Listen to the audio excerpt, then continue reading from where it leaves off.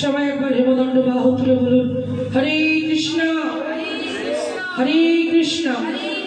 কৃষ্ণ কৃষ্ণ হরে হরে হরে রাম রাম রাম হরে হরে হৃদয় গৌর প্রেমানন্দ একবার হরি বল। হরে কৃষ্ণ। বঞ্ছা কল্পতরু কৃপা সিন্ধুভ্যেব চ পতিতানাং পাবনেভ্যো সকল বৈষ্ণবেভ্যো নমো নমঃ। সবে শ্রোতা বৈষ্ণবে করি নমস্কার সবে পদ ধূলি দেহ মস্তকে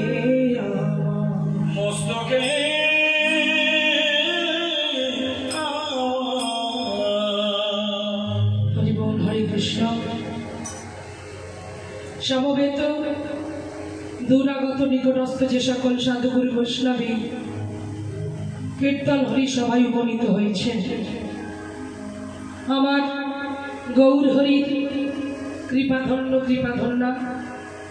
পরম বৈষ্ণব মণ্ডলীগণ, আজকে আপনাদের সকলার শ্রী রাতুল লাগা চরণে রইল কীর্তন জগতের অতি কনিষ্ঠা কীর্তনিয়া সুভদ্রা দাস মণ্ডল ও আমার এই ক্ষুদ্র সম্প্রদায়ের তরফ থেকে আপনাদের সকল শ্রী রাতুল লাগা চরণে রইল ভুল অর্থিত দণ্ডবত প্রণাম।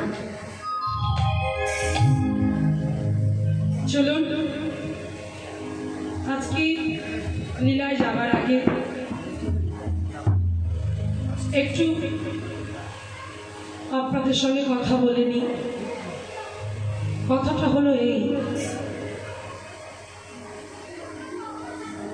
ভক্তমণ্ডলী বাবা আমার ভক্তিমতী মায়েরা,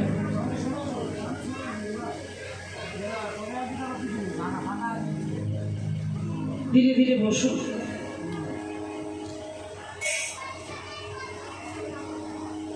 আপনারা ভাবের মানুষ, আপনারা ভক্ত মানুষ। কালকে আমি যে লীলাটি গিয়েছিলাম আপনাদের বোঝানোর জন্য, যাতে আপনাদের বোঝাটা সহজ হয়,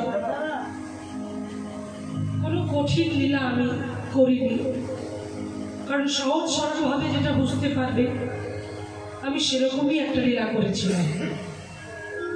আজকে আমি বলছি আপনাদেরকে, আজকেও এরকমই একটি সহজ সরল লীলা আমি পরিবেশন করব, কারণ আমি চাই না বেশি পদাবলী যদি আমি গাই তাহলে সেই পদাবলীগুলোকে নেবার ক্ষমতা কিন্তু সবার নেই বাবা, সবাই বুঝতে পারবে না। পদাবলীর কথা এবং ভাষা সেগুলো বললেই দেখবেন একটু একটু করে ভক্তের সমাগমটা কমতে শুরু করবে। তাই আমি ভেবে এসেছি যে গতকাল যেমন আমি একটু সহজ সরল লীলা গিয়েছিলাম, আজকেও কি এইরকম একটা সহজ সরল লীলা গাইব যদি আপনারা বলেন। আর যদি বলেন যে কালকে রাসলীলা, আজকে আপনি রূপ গান, হ্যাঁ যদি বলেন তাহলে শুধু রূপ গাইব, কোনটা করবো? মায়েরা কি বলছেন, কোন সহজ সরল লীলা শুনবেন নাকি পদাবলী ধরে রূপ গান করবো? হ্যাঁ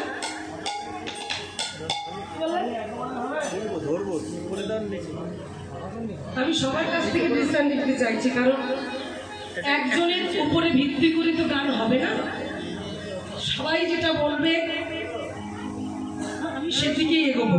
বাবারা কি বলছেন,